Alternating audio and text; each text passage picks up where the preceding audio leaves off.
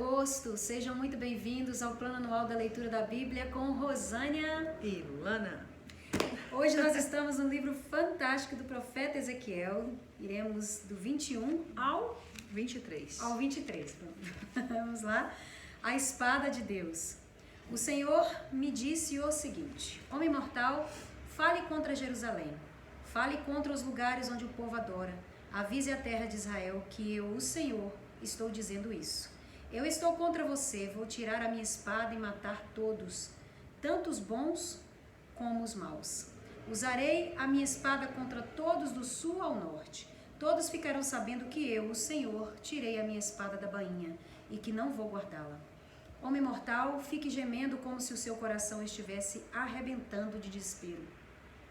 Vá para um lugar onde todos possam ver você e solte gemidos de tristeza. Quando perguntarem por que você está gemendo, responda que é por causa daquilo que vai acontecer. Diga que eles perderão a coragem. Os corações deles ficarão cheios de medo, os braços ficarão moles e os joelhos tremerão. O tempo chegou, já está aqui. Eu, o Senhor Deus, estou falando. O Senhor me disse o seguinte: Homem mortal, profetize. Diga ao povo que eu, o Senhor, estou dizendo isso. A espada está afiada e brilhando. Ela está afiada para matar e polida para brilhar como relâmpago. Não pode haver alegria, pois o meu povo rejeitou todos os conselhos e castigos. A espada está sendo polida, está pronta para ser usada, está afiada e polida para ser posta nas mãos de um matador. Grite e solte gemidos, homem mortal. Essa espada é para atacar o meu povo e todos os líderes de Israel. Eles serão mortos como todo o resto do meu povo. Bata no peito em sinal de desespero. Estou pondo o meu povo à prova. Se não quiserem se arrepender, todas essas coisas acontecerão a eles. Sou eu, o Senhor, quem está falando. Agora, homem mortal, profetize. Bata palmas e a espada ferirá muitas vezes. É uma espada que mata, uma espada que produz terror e matança. Ela faz o meu povo perder a coragem e tropeçar. Estou ameaçando a cidade deles com a espada que brilha como relâmpago e que está pronta para matar. Espada afiada, corte à direita e à esquerda. Corte em todos os lados para onde você virar. Eu também baterei palmas e a minha ira passará. Eu, o Senhor, falei. A espada do rei da Babilônia. O Senhor me disse o seguinte: Homem mortal, marque 2 estradas por onde o rei da Babilônia poderá vir com a sua espada. As 2 devem começar no mesmo país. Ponham placas indicando onde a estrada se divide em 2. Uma placa mostrará ao rei o caminho para a cidade amonita de Rabá, e a outra para Jerusalém, a cidade cercada de muralhas, que fica em Judá. O rei da Babilônia para na encruzilhada da estrada, e a fim de saber que caminho tomar, ele sacode as flechas. Faz perguntas aos seus deuses e examina o fígado de um animal que foi oferecido em sacrifício. Agora, a sua mão direita está segurando a flecha marcada com a palavra Jerusalém. É para o rei da Babilônia ir, soltar gritos de guerra, preparar máquinas de derrubar muralhas, colocá-las na frente dos portões e levantar rampas e torres de ataque. O povo de Jerusalém não quer acreditar nisso, por causa dos acordos que eles fizeram. Mas essa profecia é para fazer com que lembrem dos seus pecados. É um sinal que serão presos. Isto é o que eu, o Senhor Deus, estou dizendo. Todos podem ver os seus pecados. Todo mundo sabe o quanto vocês são culpados. Em cada ação que praticam, vocês mostram os seus pecados. Vocês estão condenados e eu os entreguei aos seus inimigos. Você, governador de Israel, é perverso e não teme a Deus. E por isso o seu dia, o dia do seu castigo final, também está chegando. A sua coroa e o seu turbante serão tirados. As coisas não vão continuar como estão. Os pobres terão poder, e os que estão no poder serão rebaixados. Destruição, destruição, sim, destruirei a cidade. Mas isso não acontecerá até que venha aquele a quem eu vou entregar a cidade. Eu, o Senhor Deus, falei. Avisos aos amonitas. Homem mortal, profetize, anuncie aquilo que eu, o Senhor Deus, estou dizendo aos amonitas, que estão insultando o povo de Israel. Diga isso. A espada está pronta para destruir. está polida para matar e para brilhar como relâmpago. Amonitas, as suas visões não são falsas e as profecias que fazem são mentiras. Vocês são maus e perversos. O seu dia está chegando, o dia do seu castigo final. A espada cairá sobre o pescoço de vocês.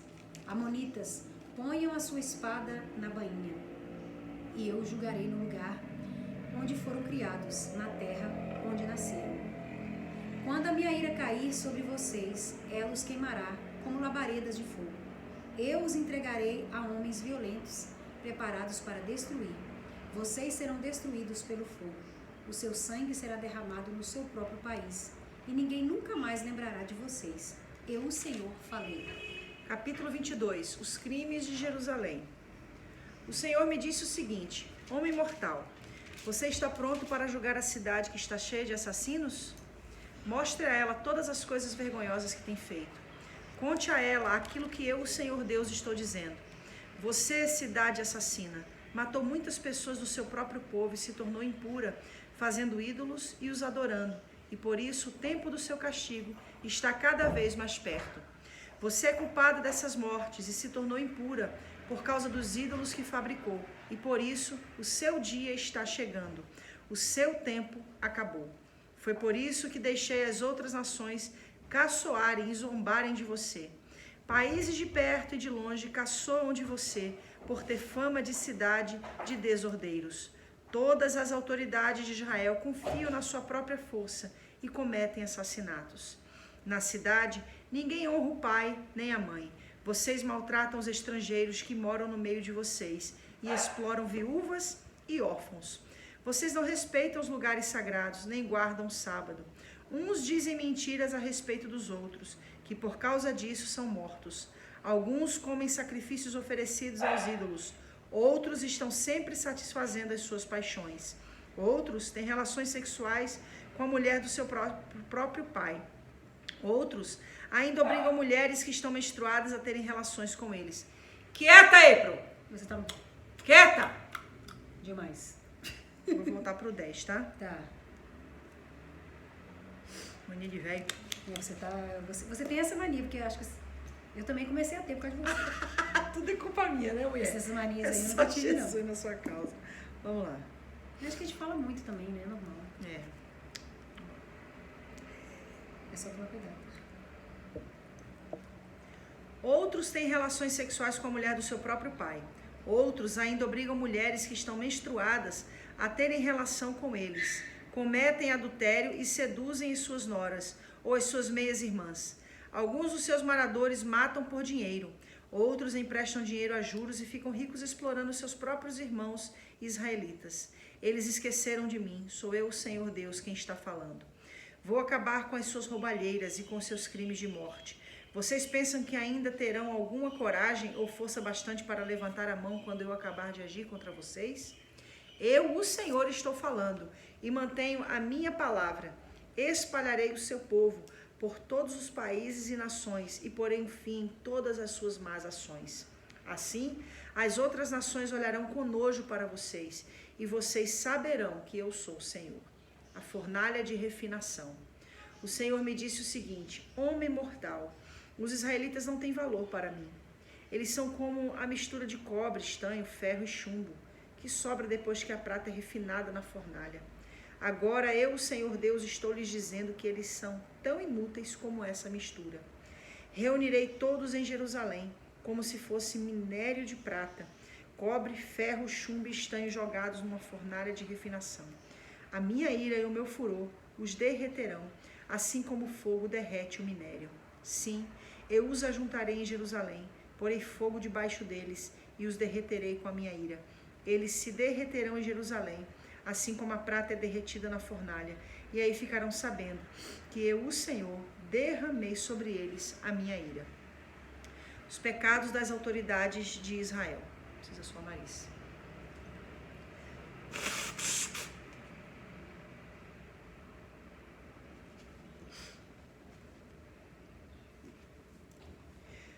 Os pecados das autoridades de Israel. O Senhor falou comigo de novo. Ele disse: homem mortal, diga aos israelitas que a terra deles é impura e que eu os estou castigando por causa da minha ira. As suas autoridades são como leões rugindo em cima dos animais que mataram. Matam as pessoas, tiram as suas propriedades e as suas riquezas, e por causa dos seus crimes de morte, deixam viúvas muitas mulheres. Os sacerdotes desobedecem à minha lei e não têm respeito por aquilo que é santo. Não fazem diferença entre o que é santo e o que não é. Não ensinam a diferença entre as coisas puras e as impuras, e não respeitam o sábado. Como resultado disso, o povo de Israel não me respeita. As autoridades são como lobos que despedaçam os animais que mataram. Matam para enriquecer. Os profetas escondem esses pecados como quem pinta de branco uma parede. Eles têm visões falsas e fazem falsas profecias. Afirmam que falam a palavra do Senhor Deus, mas eu, o Senhor, não falei com eles. Os ricos enganam e roubam. Eles maltratam os pobres e exploram estrangeiros. Procurei alguém que construísse uma muralha, alguém que ficasse nos lugares onde as muralhas desmoronaram e que defendesse a terra a fim de que a minha ira não a destruísse. Porém, não encontrei ninguém. Por isso, farei cair o fogo da minha ira sobre eles e os destruirei como castigo pelo que eles têm feito. Eu, o Senhor Deus, falei. Duas irmãs pecadoras. O Senhor me disse o seguinte: homem mortal, era uma vez duas irmãs que moravam no Egito. Quando eram jovens, elas perderam a virgindade e se tornaram prostitutas. A mais velha se chamava Olá, que representa Samaria, e a mais nova, Olibá, que representa Jerusalém. Eu casei com as duas, e elas me deram filhos. Embora fossem minha, Olá continuou a ser prostituta, e estava louca pelos seus amantes da Síria. Eles eram soldados de uniformes vermelhos, nobres e oficiais graduados, todos eles jovens atraentes oficiais da cavalaria. Olá foi prostituta de todos os oficiais assírios, e a paixão dela a levou a se tornar impura, adorando os ídolos assírios. Ela continuou o que havia começado como prostituta, no Egito, onde tinha perdido a virgindade. Desde os seus tempos de mocinha, os homens dormiam com ela e a tratavam como prostituta. Por isso, eu a entreguei aos seus amantes assírios, a quem ela tanto desejava. Eles a deixaram nua, prenderam seus filhos e filhas, e depois a mataram com uma espada. Em toda parte, as mulheres falavam a respeito do fim que ela teve. Apesar de ter visto isso, Olibá se tornou uma prostituta ainda mais sem vergonha e moral do que a irmã. Ela também se apaixonou pelos nobres e pelos oficiais assírios, soldados de uniformes vistosos, e pelos oficiais da cavalaria, todos eles jovens e simpáticos. Vi que ela era totalmente imoral. Assim, a segunda irmã seguiu o mesmo caminho da primeira. Olibá se afundou cada vez mais na imoralidade. Foi atraída pelas figuras esculpidas na parede e pintada de vermelho vivo. Eram figuras de altos oficiais da Babilônia. Eles usavam cinturões e turbantes de luxo. Logo que viu as figuras desses oficiais, Olibá apaixonou-se por eles e mandou que mensageiros fossem falar com eles na Babilônia. Os babilônios vieram para ter relações com Olibá. Eles se aproveitaram dela e cometeram com ela tantas imoralidades que ela ficou com nojo deles.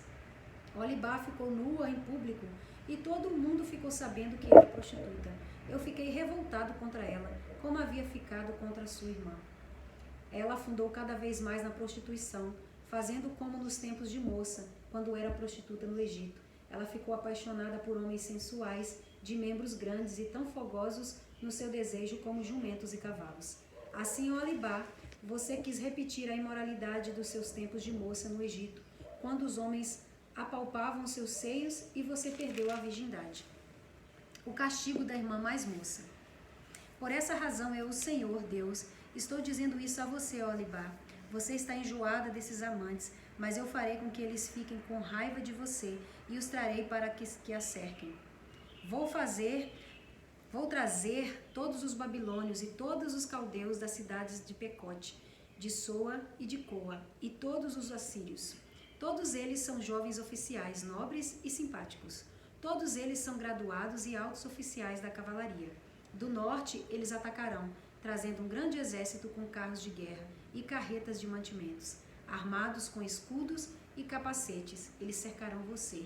Eu a entregarei a eles, e eles a julgarão pelas leis deles. Deixarei que eles a tratem com ódio, pois estou irado com você. Eles cortarão o seu nariz e as suas orelhas e matarão seus filhos. Sim, eles tirarão de você os seus filhos e filhas e os queimarão vivos. Eles arrancarão as suas roupas e tirarão as suas joias. Eu acabarei com a sua imoralidade e com a prostituição que você tem praticado desde que estava no Egito. Nunca mais você olhará para nenhum ídolo, nem pensará mais no Egito. O que o Senhor Deus diz é isso. Eu a entregarei nas mãos daqueles que você odeia e de quem você tem nojo. E porque eles a odeiam, tirarão tudo aquilo que você conseguiu com o seu trabalho e a largarão completamente nua como se fosse uma prostituta. Por causa da sua imoralidade e da sua prostituição, esses castigos cairão sobre você. Você foi prostituta dos povos e ficou impura por causa dos ídolos deles. Você seguiu o exemplo da sua irmã, por isso castigarei você também, como castiguei a sua irmã. O Senhor Deus diz: você beberá o copo da sua irmã, que é largo e fundo. Todos vão caçoar e zombar de você. O copo está cheio. O copo da sua irmã, Samaria, cheio de medo e desgraça, vai trazer para você embriaguez e dor. Você beberá até esvaziá-lo, depois o quebrará, e com os cacos rasgará os seus seios. Eu, o Senhor Deus, falei. Agora, o que o Senhor Deus está dizendo é isso.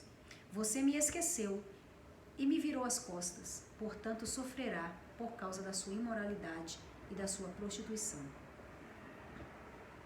O castigo das duas irmãs. O Senhor me disse: homem mortal, você está pronto para julgar Oholá e Olibá? Então acuse-as das coisas vergonhosas que têm feito. Elas cometeram adultério e assassinato, cometeram adultério com ídolos e mataram filhos que geraram para mim. Elas ofereceram os meus filhos para serem mortos em sacrifício aos seus ídolos. E isso ainda não foi tudo o que fizeram. Também profanaram meu templo e quebraram o sábado que eu havia mandado guardar. Mataram os meus filhos com sacrifício aos ídolos. E naquele mesmo dia vieram ao meu templo e o profanaram.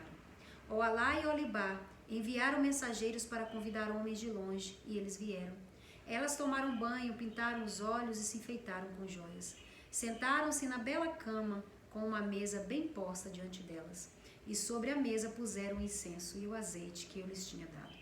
Então ouviu-se o barulho de uma multidão alegre, e entrou um grupo de homens no deserto. Colocaram pulseiras nos braços das mulheres e lindas coroas nas cabeças. E eu disse a mim mesmo que eles estavam usando como prostituta uma mulher gasta pelo adultério. Muitas vezes eles voltaram a estar com essas prostitutas.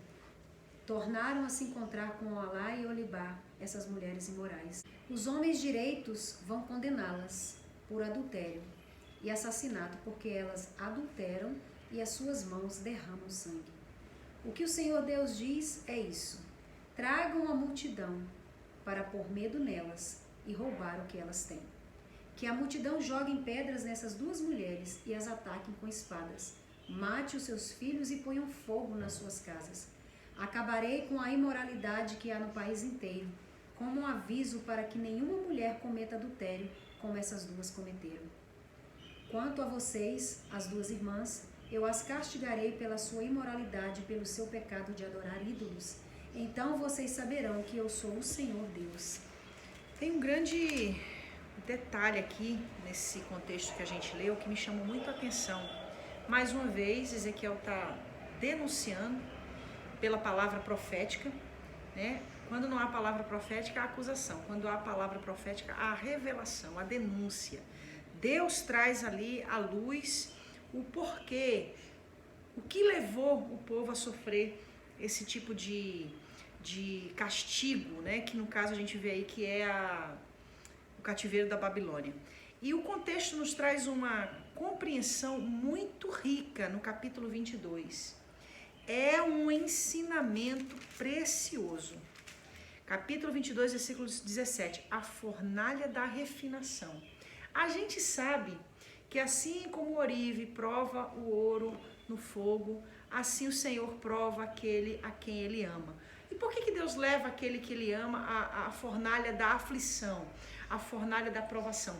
para extrair da prata, do ouro, a sua impureza. Só que nesse contexto aqui, do 17 até o 22, o Senhor está trazendo uma denúncia de que a fornalha da refinação, essa fornalha da provação, ao invés de extrair a impureza, extraiu o que ainda poderia restar de bom. O que ainda podia restar de bom. Ou seja, eu lido com essa situação aqui exatamente dentro do conceito de quando a gente vivencia uma fornalha de refinação na nossa vida, da gente não ter o discernimento e ao invés da gente melhorar, a gente piora. E aí no versículo 26 ele diz assim, olha, não fazem diferença entre o que é santo e o que não é. Não ensinam diferença entre as coisas puras e as impuras. Não respeitam o sábado. Ou seja, o maior risco no meio do povo de Deus é quando você não consegue mais discernir o certo do errado. O puro do impuro, o santo do profano.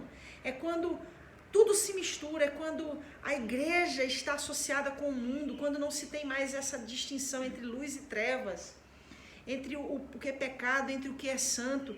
Então é isso que a palavra de Deus está falando aqui, que essa fornalha da refinação não alcançou a proposta que Deus tinha. Ou seja, ele está dizendo que ele vinha já nesse tratamento, nessa refinação, mas por isso que parece ser tão duro, né, esse posicionamento, porque veio numa situação onde não pôde extrair o que era bom. Sim, terminou que não trouxe o resultado. E isso que você falou é muito importante, porque a Babilônia é o ápice da situação.